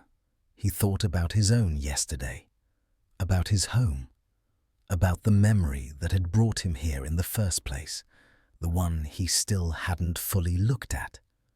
It sat in the back of his mind like a closed door everyone pretended not to see. As the day drifted on, something subtle changed. The bell tower rang again, 8 times, but one of the chimes sounded tired, just a fraction late, barely noticeable. But the boy felt it like a skipped heartbeat. He stood. People kept walking, talking, repeating. No one else seemed to hear it. The kingdom didn't like disruption. He made his way to the archives, a building that existed purely to store things no one wanted to forget, but didn't want to remember either. The door creaked open with a sound like a sigh that had been holding itself together all day. Inside, shelves stretched endlessly, each labeled with dates that never changed. Yesterday, yesterday, yesterday. He ran his fingers along the spines until one stopped him cold. Yesterday. Unfinished. The book was warm. That was new. He pulled it free. Dust fell away like it had been waiting for this exact moment. The pages inside weren't written yet, just faint impressions, like words that had almost existed and thought better of it. A voice spoke behind him. "So, you found it." He turned. The keeper stood there, not smiling, not frowning, just watching. Autumn leaves clung to his coat like memories that refused to let go. "What happens if I open it?" the boy asked. The keeper tilted his head. "The kingdom moves on. And the people? They remember," he said gently. "Or they fade." That didn't feel fair. "Why does yesterday never end?" the boy asked. The keeper's voice softened. "Because some goodbyes were never said." The boy thought of his own unfinished goodbye, the one he avoided, the one that led him here. The book grew heavier in his hands. "Is this why I'm here?" he asked. "Yes," the keeper said. "And no, you're here because you noticed." The bell rang again, 8 times. This time, 2 of the chimes lagged behind. Outside, the sky dimmed, not into night, but into something closer to remembering what night used to be. The boy opened the book, and somewhere deep in the kingdom, yesterday finally hesitated, just for a moment, enough to breathe. By the time the boy realized that yesterday did not age the way other places did, it was already too late to pretend he hadn't noticed. He had been sitting on the stone steps outside the archive of almost remembered things, watching the light stretch across the square in that slow, syrupy way it always did here. The sun never climbed, never fell. It simply lingered, like it was unsure whether to move on or apologize for staying so long. He noticed then that the baker across the square looked exactly the same as he had the first morning. Same loose sleeves, same flour on his cheek, same tired smile that suggested he'd once loved mornings and now merely tolerated them. The boy blinked. Then he waited. Nothing changed. Of course it hadn't. This was yesterday. Change was optional here. Rare. Politely discouraged. And suddenly, quietly, a small thought landed in his chest and refused to leave. What happens if I change and the kingdom doesn't? He didn't say it out loud, Yesterday had a way of overhearing things like that. Instead, he stood and wandered down the narrow street that curved toward the river that never quite flowed forward, only sideways, like a memory trying not to finish itself. The leaves along the path were frozen in permanent autumn, gold and copper and tired red. They crunched underfoot, even though he was fairly sure they had been crunched yesterday, and the day before that, and probably 1,000 days before he arrived. Romantic, in a melancholic way. Cozy, a little tragic. The sort of place people wrote poems about and then quietly left. He reached the riverbank and sat, dangling his feet above the water. His reflection stared back at him, unmistakably him, but not entirely comfortable. He looked older, not dramatically, not enough for anyone else to notice, but enough for him. A longer face, a slightly heavier gaze, as if the boy who arrived had been replaced by someone who had learned too many things too quickly. Yesterday noticed that sort of thing. The water rippled, and someone sat beside him. He didn't jump. At this point, surprise felt like unnecessary effort. It was the woman from the clockmaker's street, the one who always smelled faintly of old books and dried apples. Her hair was pinned up in the same careful way it always was, though a few strands had escaped. Or perhaps they always had. "You're changing," she said gently. He smiled without humor. "So I've been told." She nodded. That usually happens right before people start asking dangerous questions. Like what? Like whether they belong here, she said, or whether yesterday belongs to them. He picked up a pebble and tossed it into the river. It vanished without a splash, absorbed by the water as if it had never existed. "That's the thing," he said. "I don't think this place belongs to anyone. I think it just keeps."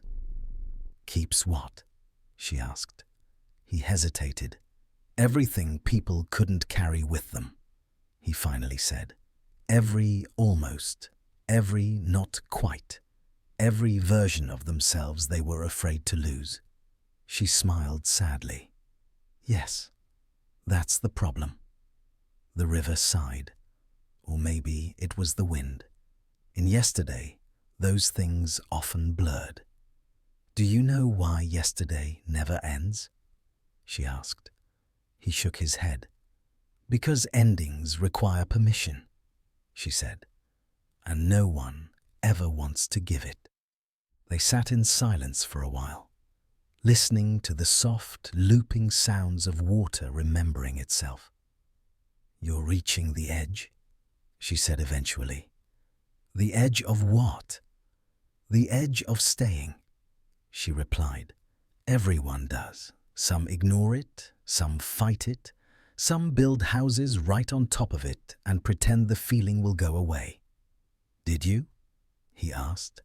She laughed quietly. "Of course I did." "And?" "And one day I woke up and realized I could no longer remember what tomorrow felt like."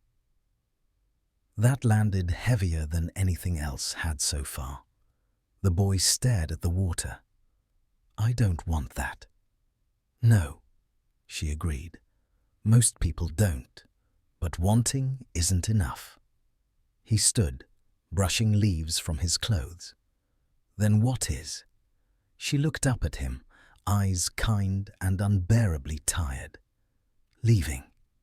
The word felt sharp in this place, like a foreign language. "But if I leave," he said slowly, "what happens to this?" She gestured around them, the glowing trees, the endless afternoon, the kingdom stitched together from half-finished thoughts. It keeps going, she said. It always does, just without you. He swallowed. And the memories? They soften, she replied. They fade in the right ways, the ways that let you breathe. They walked back toward the square together, the light unchanged, the bells ringing the same hour they always rang. At the gate, the one that had not been there when he arrived, but now stood patiently at the edge of the road, she stopped. "You don't have to go today," she said. "Yesterday won't force you." He nodded. "I know." "But you will," she said. It wasn't a question. He looked back once more. The baker waved. The leaves fell without falling. The sun lingered. It was beautiful. And it was enough. He stepped toward the gate. Behind him, yesterday sighed, not in anger, not in grief, but in understanding, because even memories know when to let go. And somewhere, quietly, tomorrow waited. If you're still awake, congratulations. If you're not, well, this part will be here when you drift in and out again. Now, where were we? Ah, yes. The boy, still technically young, still technically confused, had begun to understand that the kingdom at the end of yesterday was not just holding memories. It was editing them, softly, politely, like a librarian who smiles while removing books you swear you returned. By this point, walking through the kingdom felt different, not louder, not darker, just thinner, as if the air itself had been used too many times. Buildings still stood, streets still curved gently like they always had, but the colors were fading in the way autumn does when it's had enough of pretending to be warm. Leaves clung to branches out of habit, not hope. And people, if we can still call them that, moved more slowly now. He noticed it first with the shoemaker. The shoemaker had once been meticulous, every lace perfectly aligned, every sole polished until it reflected yesterday's sun. Now he stitched shoes without ever looking down. His hands remembered the work, even if his mind no longer did. The boy watched him for a while. "Do you know who these are for?" the boy asked, gently. The shoemaker paused, not startled, just buffering. "For walking," he said finally, which, honestly, is not wrong. The boy nodded and moved on, because the kingdom had taught him something important. Never push too hard on a memory that's already tired. As he walked, he felt that familiar pull again, that soft tug behind the ribs. The one that meant another yesterday was calling. This one led him to a small garden behind a low stone wall. The garden was filled with apple trees, or what used to be apple trees. Their branches bent low, heavy with fruit that never quite ripened. Every apple sat frozen between sour and sweet, the exact flavor of almost. A woman stood there, humming. She wore a faded dress the color of old paper. Her hair was tied back with a ribbon that had clearly survived several emotional decades. She was waiting for someone. Of course she was. Everyone here was. "Did he come today?" she asked the boy without turning around. "No," he said softly. She nodded, accepting this as if she'd accepted it 1,000 times before. "He always said he'd be late," she said. So I suppose this still counts as early. The boy did not correct her. He had learned that time here worked like excuses, flexible, comforting, and completely unreliable. He reached out and touched one of the apples. It was warm, not sun warm, memory warm. "What happens if I take one?" he asked. The woman smiled, not sadly, not happily, just permanently. "You'll remember something you weren't meant to," she said, "or forget something you were." Again, very on brand for this place. The boy stepped back. As he left the garden, he noticed the sky. It had changed. Not dramatically. No lightning. No ominous clouds. Just a soft dimming. Like someone slowly lowering the brightness on a screen you forgot you were staring at. Yesterday was getting tired, and for the first time since entering the kingdom, the boy wondered something dangerous. What happens when yesterday finally wants to sleep? He walked faster now, feeling the ground subtly shift beneath his feet, streets adjusting, buildings reordering themselves to protect whatever mattered most. In the distance, bells rang, not loudly, just enough to be noticed by those who still could. The kingdom was preparing, and whether the boy was ready or not, yesterday was beginning to let go. By now, the boy had stopped being surprised when mornings didn't arrive. That sounds dramatic, but it really wasn't. In the kingdom at the end of yesterday, mornings were more of a polite suggestion than a rule. The sky stayed the color of late afternoon tea. The sun never climbed, never fell.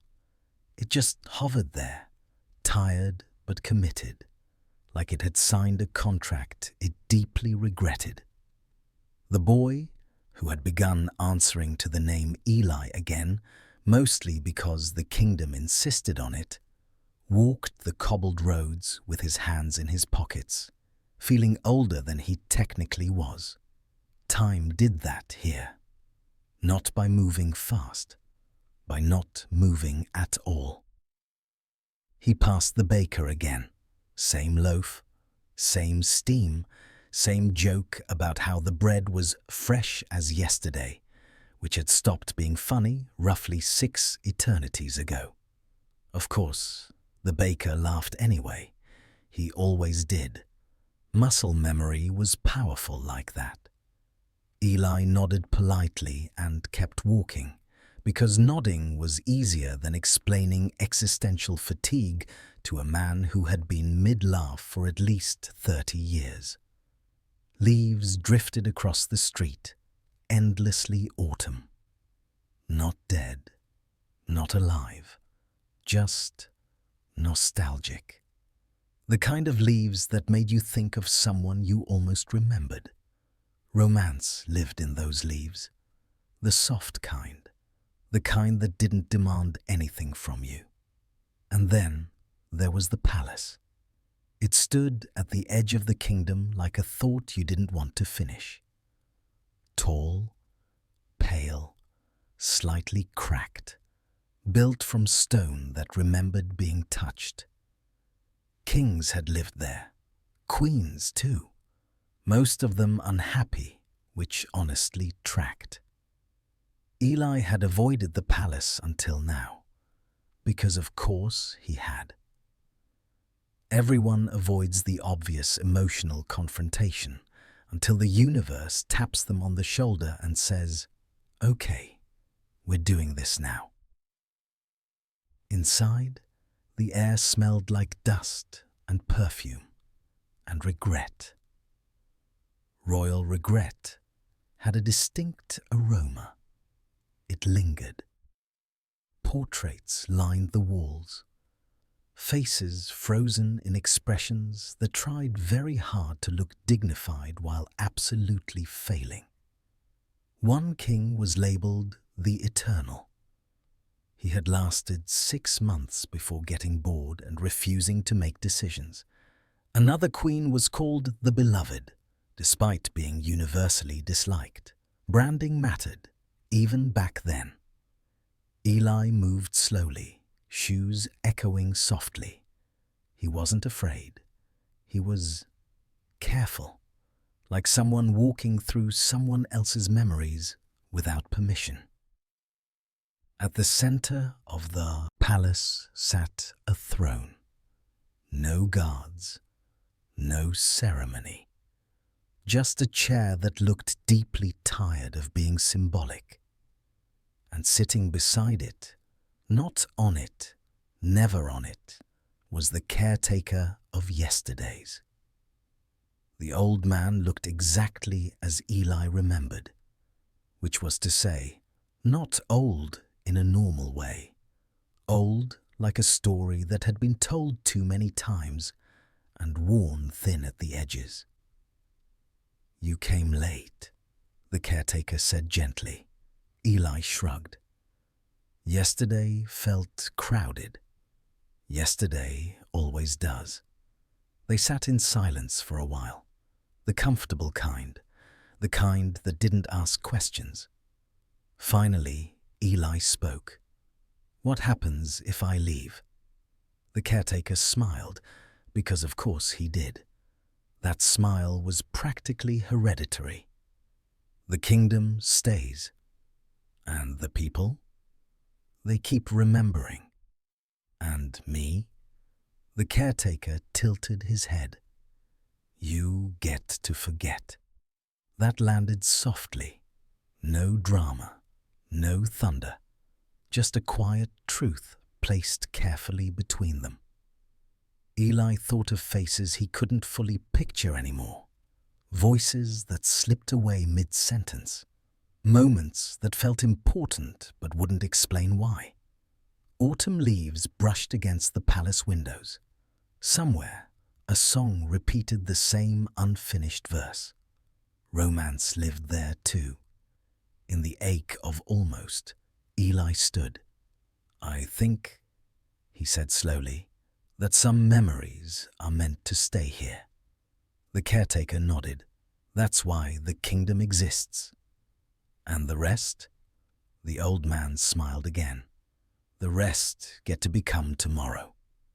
Eli took one last look at the throne, at the portraits, at the kingdom that never moved on because it was afraid to. Then he walked toward the door. The palace didn't stop him. The kingdom didn't beg. Yesterday, after all, had already happened, and it was finally ready to let him go. By the time the boy realized he had stopped counting his visits to the kingdom, autumn had settled in for good. Not a dramatic autumn. No howling winds or crunchy montages. Just the long, tired kind. The kind where trees don't bother pretending they'll bloom again anytime soon. The kingdom at the end of yesterday always looked like that now. Perpetual late afternoon. The sun low enough to make everything golden, but never low enough to actually leave. It was flattering light, very forgiving, which, as it turns out, is ideal for a place built entirely out of memory. The boy walked the streets with his hands in his pockets, passing buildings he now recognized not as places, but as habits. The bakery that never sold bread anymore. The clockmaker who wound clocks that didn't tick. The woman who swept the same patch of street with deep emotional commitment and absolutely no progress. These were not ghosts. Ghosts, at least, know they're dead. These people were something quieter. They were unpacked. They had arrived once and simply never left, which, in a kingdom where yesterday never ends, is both understandable and deeply suspicious.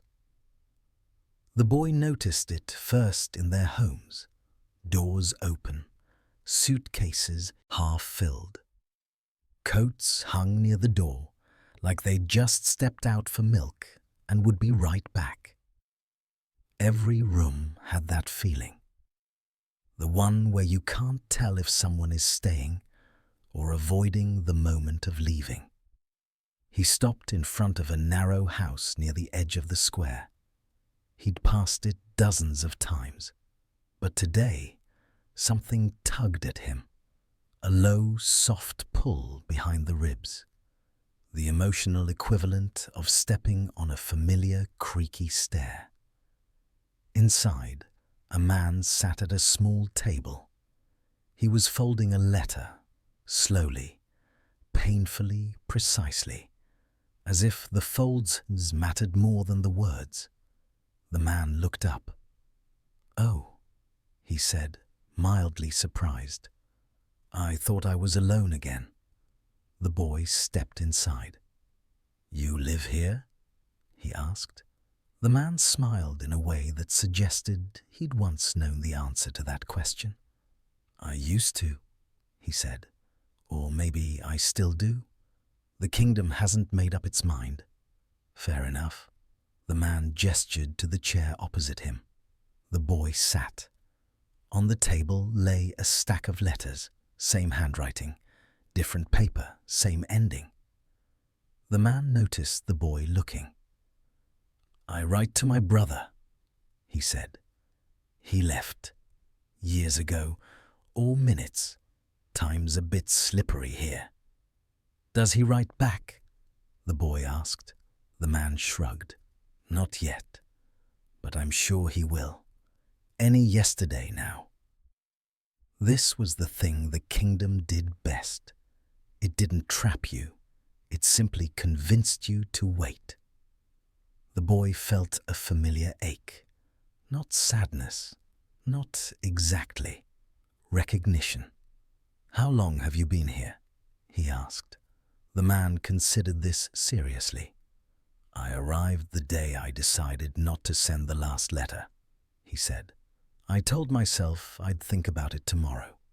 He smiled again. Tomorrow never came. Very reliable system, honestly. The boy stood slowly.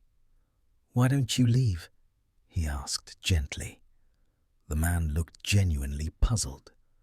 "But then," he said, "what would I do with all these yesterdays?"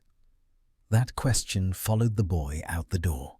It followed him down the street, past the bakery, past the clockmaker, past the woman sweeping nothing into nothing. He realized then that the kingdom was full of people who hadn't lost anything. They'd simply postponed moving on, which in many ways is worse. He found the archivist near the edge of the city, adjusting the labels on shelves that never stayed in alphabetical order. "They're not prisoners," the boy said. The archivist nodded. "No, prisoners know what they're missing." "Then what are they?" The archivist paused. "Comfortably unfinished." The boy frowned. "That sounds dangerous." "Oh, it is," the archivist said pleasantly. "But it feels lovely. That's how it works." They walked together along the boundary, where the kingdom blurred into fog and the present waited impatiently on the other side. "Some memories fade naturally," the archivist continued. "Others demand to be lived in, over and over, like a favorite scene." "Is that bad?" the boy asked. The archivist smiled. "Only when the scene refuses to end." They stopped at a low stone wall. Beyond it, the fog shimmered faintly. Not threatening, just waiting. The boy leaned on the wall. "I think the kingdom is changing," he said. The archivist looked at him sideways. "Of course it is. You are. That landed softly, but it landed. The more you understand it, the archivist said, the harder it is to stay. The boy swallowed. And the people who can't leave? They already decided, the archivist said gently. They just don't remember making the choice. The boy looked back at the city, at the golden light, the endless afternoon, the safety of never having to say goodbye. He understood the temptation now, why this place felt warm, why it felt kind. It wasn't stealing memories. It was preserving them, too perfectly, and nothing preserved forever remains alive. The archivist rested a hand on the wall. Every visitor reaches this moment, they said. The question is not whether you love yesterday. The boy nodded. It's whether you're willing to let it become yesterday. The archivist smiled, approving. Good. You're learning faster than most. The sun didn't move. But the boy felt something shift anyway, a subtle loosening, like a knot that had been tied for years finally realizing it could be undone. He took one last look at the city, at the people who never packed, and for the first time he didn't feel pulled toward them. He felt ready. Tomorrow, for him, was still possible. And somewhere behind him, the kingdom at the end of yesterday sighed softly. Not angry, just a little disappointed. Friends, I hope your tea is lukewarm and your blankets are cozy, because tonight we float a little deeper into the kingdom at the end of yesterday. Our young boy, let's call him Emil, because it suits a boy with this much curiosity, is learning something peculiar. Time, or at least the kind of time we think we know, doesn't exactly behave here. And, of course, he's discovering it in the most leisurely, non-alarming way possible, because why rush the unraveling of a kingdom that exists beyond yesterday? As Emil wandered past the lavender fields that shimmered under the eternally setting sun, he noticed the tiniest of details, the ones that would have made any sensible historian gasp or scribble frantically in a notebook. The flowers. They didn't just sway. They seemed to remember every gust of wind that had passed since the kingdom's birth.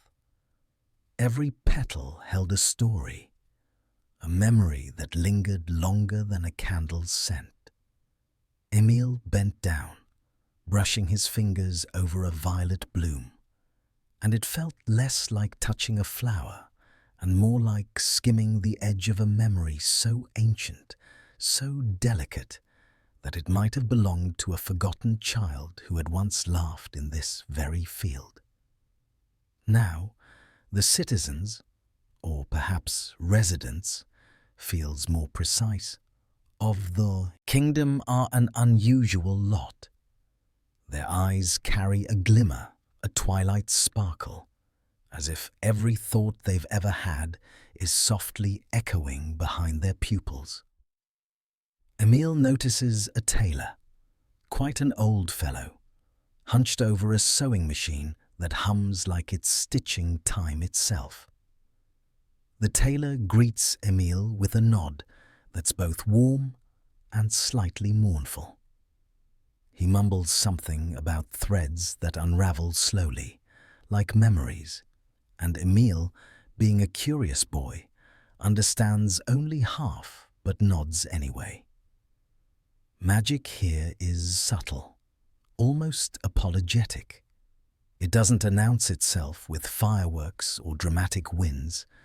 It drifts in on the sigh of autumn leaves or the faint shimmer of a puddle reflecting a star that shouldn't be visible in daylight. Emil steps over a small brook and the water seems to whisper names, names of people he barely recalls, of moments he almost forgot. It's soothing, actually. You might think it would be alarming, but the kingdom has a way of lulling its visitors. It's soft, like a story being read aloud in the warmth of candlelight, while the night outside stretches lazily into infinity. He meets a clockmaker, naturally, a man whose eyes are a little too sharp, whose fingers are too quick, yet whose hands tremble ever so slightly as he adjusts the gears of a clock that has no hands. Emile watches him work, fascinated, noting that the tick-tock is more a suggestion than a rule here. Time is polite. It bends. It pauses politely when Emile's attention falters. The clockmaker smiles faintly, as if aware of Emile's internal musings about memory and the strange elasticity of hours in this realm. And then, of course, there is the tree. Ah, the tree. A gargantuan oak, roots twisting like rivers of forgotten moments, branches lifting into the golden haze above. It is here that Emile begins to feel the weight of the kingdom's truth. Every leaf holds a yesterday. Every knot in the bark contains a secret that refuses to fade. He places a hand on the trunk, and suddenly, without any alarming noise or flash, he sees fleeting images. A birthday long past, a friend he had forgotten, a laugh shared on a rainy afternoon. The tree doesn't judge these recollections. It simply holds them tenderly, like a mother rocks a child to sleep. And so, part 13 settles gently into a rhythm. Emile learns to walk slowly, to let the kingdom's quiet magic sink in without panic or haste. The sun, or yesterday's echo of it, lowers ever so slightly, painting the clouds in muted gold and rose. The boy realizes that the kingdom's power isn't in rewriting time, nor in keeping him trapped. Rather, it is in showing him the delicate balance between holding on and letting go. As our part closes, Emile's footsteps carry him past shadows that feel like old memories and into the soft autumnal glow of the marketplace. Merchants sell bottled laughter, tears from forgotten novels, songs from half-remembered dreams. There is no hurry here, no frantic transactions, only a gentle acknowledgement that every item, every whisper, every fleeting gaze belongs somewhere in the vast tapestry of yesterday. Emile, still learning, still quiet, steps forward, and in that step he feels the soft, sleepy heartbeat of a kingdom that refuses to let go of the moments that made it whole.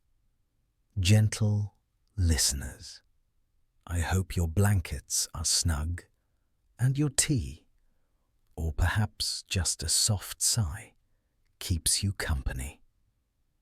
Emile, our curious wanderer, is now deeper into the kingdom at the end of yesterday, where time's rules are mere suggestions, and yesterday refuses to leave. After lingering in the marketplace, where the air smells faintly of cinnamon and old parchment, Emile's gaze is drawn to a small, crooked bridge. It arches over a river that moves like molasses, dark and thick with reflection. Yet somehow, he sees more than the water. He sees pieces of himself floating within, tiny echoes of moments that should have slipped away, tucked into corners of memory, waiting for someone to notice. It is a river that doesn't rush, it hums.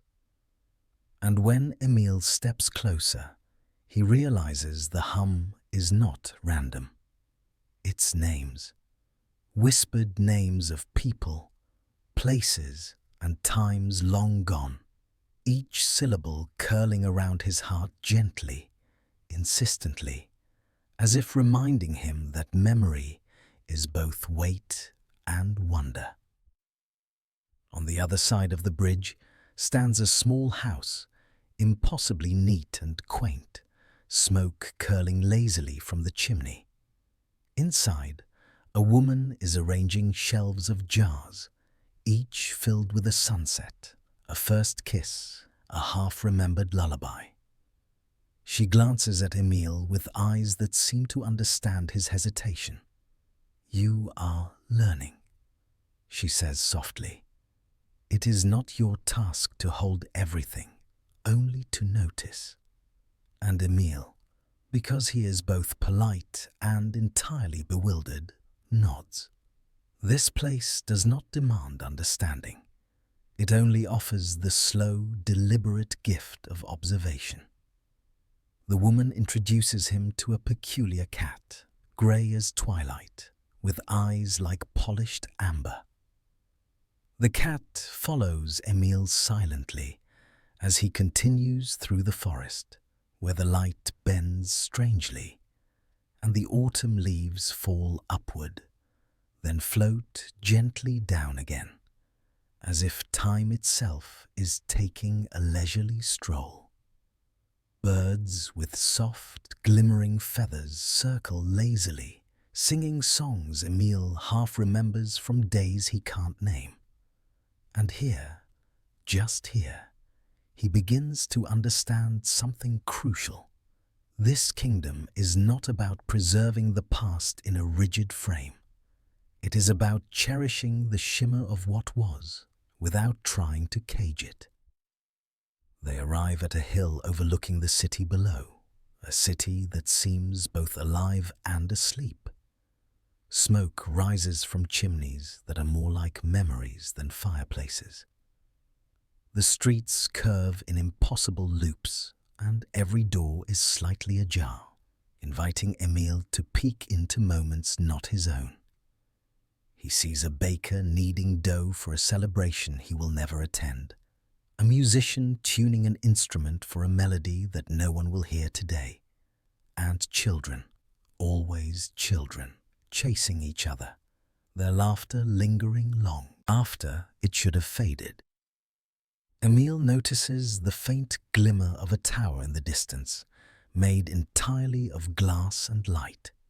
Each window is a mirror of the past, reflecting not only what has been, but what could have been. It is here that he feels a shift inside himself, subtle but profound. He realizes that the kingdom's charm lies not in magic or spectacle, nor in the infinite repetition of yesterday. It is in the gentle invitation to pause, to watch, to recognize the delicate weight of every fleeting moment. By the time Emile descends from the hill, dusk has thickened into a deep golden haze. The leaves swirl around him, carrying scents of forgotten novels, warm tea, and memories that refuse to be silent. He passes a musician playing a harp that seems to pluck strings from his own soul. He passes an artist painting clouds that will never drift away. And he begins to understand that the kingdom does not hurry anyone. It does not demand answers. It only waits patiently for Emile and perhaps for all of us to see the quiet poetry of a yesterday that refuses to end. As part 14 draws to a close, Emile sits on a bench in a park filled with lanterns glowing faintly with the light of other people's thoughts. The air smells of crisp autumn, and he feels the soft pulse of a world that moves slowly, deliberately, dreamlike. He breathes, listens, and simply exists. The kingdom, in its infinite patience, continues to teach him that some memories are best experienced slowly, savored, and allowed to linger just long enough to be appreciated before they drift quietly into the next gentle moment. And so, our story drifts on as unhurried and comforting as the soft turning of a page, as Emil continues his quiet exploration, discovering that yesterday, though endless here, can be a friend rather than a burden. Make sure your blanket is tucked just right, your pillow cradles your head comfortably, and perhaps a soft cup of tea or warm milk is nearby. Emil, our young wanderer, continues his exploration of the kingdom at the end of yesterday, where moments stretch and breathe like clouds drifting lazily across a sunset. After resting on the lantern-lit bench, Emil notices a gentle hum in the air, subtle yet persistent, like the heartbeat of the kingdom itself. Following the sound, he arrives at a narrow alley, lined with bookshelves that rise impossibly high, their spines glittering with the dust of forgotten memories. Each book seems to pulse softly, as if aware of the touch of human hands. He reaches for one, and as his fingers brush the cover, he feels a warmth, an echo of a story that someone once lived but forgot to tell. The pages flutter open of their own accord, revealing scenes of quiet, everyday magic, hands touching, smiles exchanged, secrets shared beneath the golden glow of lantern light. Emil is mesmerized. As he wanders deeper into the alley, he notices that the sky has shifted into a soft indigo twilight. Tiny lanterns float overhead, tethered to invisible threads, casting a gentle luminescence over the cobblestone streets. There, he meets a tailor, hunched over a spool of silver thread, stitching fragments of moonlight into the fabric of the city itself. Even yesterday needs repair now and then, the tailor murmurs, not looking up. Emil watches as each stitch subtly changes the city around them. The walls glow a little brighter, the reflections in puddles ripple with color, and the air smells faintly of autumn leaves and distant rain. He continues, passing a small cafe where shadows of patrons linger long after they have gone, conversations echoing like whispers from another time. A woman at a corner table pours tea for an empty chair, smiling softly as though the absent guest is still present. Emil feels the gentle weight of nostalgia settle on him. Not sad, not heavy, just soft and contemplative, like a warm shawl draped over tired shoulders. Further along, a bridge appears, arched delicately over a river that shimmers with 1,000 forgotten songs. Emil pauses to listen, and the water seems to hum in harmony with his heartbeat. He realizes that each ripple carries a melody of memories long past, lullabies, gentle laughter, whispers of advice given and received. He leans closer, and for a moment he feels the entire kingdom breathe with him, as though time itself were exhaling slowly, deliberately, and he is invited to exhale along with it. Beyond the bridge, a small park opens up, dotted with trees whose leaves shimmer with the gold and crimson of autumn, even though the season feels suspended, neither arriving nor leaving. Under one such tree, a group of children chase each other in circles, their laughter a soft, enduring melody. Emil recognizes fleeting moments of his own past in their movements, chasing joy, running from worries, finding delight in the simple act of being alive. He smiles softly, understanding that here, yesterday is not just repeated, it is relived, tenderly, gently, without rush or judgment. As the part draws to a close, Emil finds himself seated by a fountain that trickles with water reflecting fragments of countless yesterdays. Each drop contains a story, a whisper, a fragment of life once lived and now softly remembered. He leans back, closes his eyes, and lets the gentle cadence of the kingdom wash over him. The air smells faintly of old books, rain, and the first hints of winter.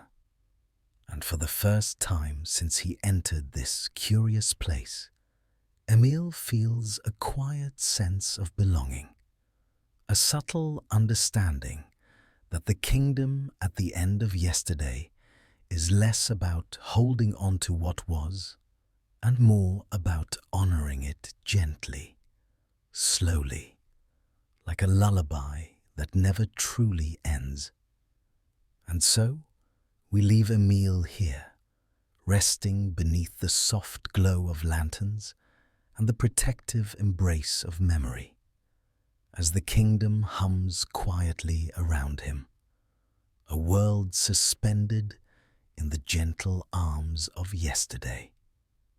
Keep your blanket snug and your mind soft, for Emil's journey through the kingdom at the end of yesterday continues, and there is a peculiar comfort in the way time meanders here, like honey dripping slowly from an autumn comb. After resting by the fountain, Emil rises, feeling the gentle tug of curiosity. The streets ahead twist and fold, almost as if they have a memory of their own. He wanders past buildings that seem to breathe softly, their windows glowing warmly, like eyes half closed in a calm, perpetual drowsiness. Each step echoes gently against cobblestones, carrying the faint scent of warm bread, old ink, and autumn leaves curling at the edges. Emil notices a small music shop tucked into a corner. Its door is slightly ajar, inviting him in with the faintest whisper of a piano note held in the air as if paused mid-breath. Inside, instruments hum softly, not with music, but with the lingering essence of forgotten melodies. A violin bows itself, strings vibrating with a tune that seems at once familiar and impossible to place. Emil leans closer and hears a memory embedded in the sound, a lullaby once sung by a mother to a child who is long grown, a secret tune carried across years and yet alive in this magical corner of the kingdom. He moves on, passing a square where shadowy figures stroll in slow motion. These are the residents of yesterday, caught in gestures and glances that feel intimate yet untouchable. One elderly man sits on a bench, feeding invisible birds that hover lightly in the air, their wings brushing against the memory of autumn's chill. Emil watches silently, noting how each person in this kingdom seems to be suspended in their own gentle narrative, a continuous echo of moments that once were. There is no rush here, no urgency, just the soft pulse of life, stretched delicately across time. Turning a corner, Emil finds a small library perched atop a hill. Its windows are framed with ivy that glimmers faintly in gold, and lanterns hang from branches, swaying in a breeze he cannot feel. Inside, books float lazily in mid-air, turning pages as though guided by invisible hands. Emil reaches for one, and the words shimmer, forming images in the air, snippets of memories from countless lives. Overlapping, merging, yet distinct. He sees laughter, tears, quiet contemplation, and fleeting joys, all held together in the delicate architecture of time itself. Near the library, a narrow path leads him to a garden where flowers bloom not with the urgency of spring, but with the measured patience of eternity. Each petal unfolds slowly, shimmering with colors that are both vibrant and softened, as though painted under a perpetual autumn sun. A gentle wind carries the scent of spices and honey, and Emil inhales deeply, feeling a warmth spread through his chest, a sense of calm he did not know he had been seeking. In the heart of the garden stands a fountain, smaller than the one in the square, but just as alive. Water flows over the edges in slow, deliberate rivulets, and Emil notices that each droplet reflects a memory, not just of the kingdom, but of his own life. He kneels, tracing a finger through the water, and the reflections ripple, merging past and present here and there, until the world feels like one continuous, gentle exhale. A soft voice calls from behind, a woman draped in flowing garments of twilight hues, who smiles without urgency. She introduces herself simply as the keeper of memories. Her eyes hold the calm of countless yesterdays, and she gestures for Emil to sit beside her. "You are beginning to understand," she says, "that this place is not about holding on, nor letting go. It is about feeling, gently, the weight and the lightness of everything that has been." Emil listens, heart beating in quiet rhythm with the kingdom. He understands now that each alley, each lantern, each floating melody is a fragment of yesterday, preserved not as a cage, but as a soft, comforting blanket. And as the sun, or perhaps what passes for sun here, dips toward a horizon that never fully arrives, he closes his eyes briefly, letting the kingdom at the end of yesterday envelop him entirely. The air is scented with the faintest hint of autumn fires and old parchment, and the world hums with gentle life, neither hurried nor paused, but perfectly suspended in the arms of time itself.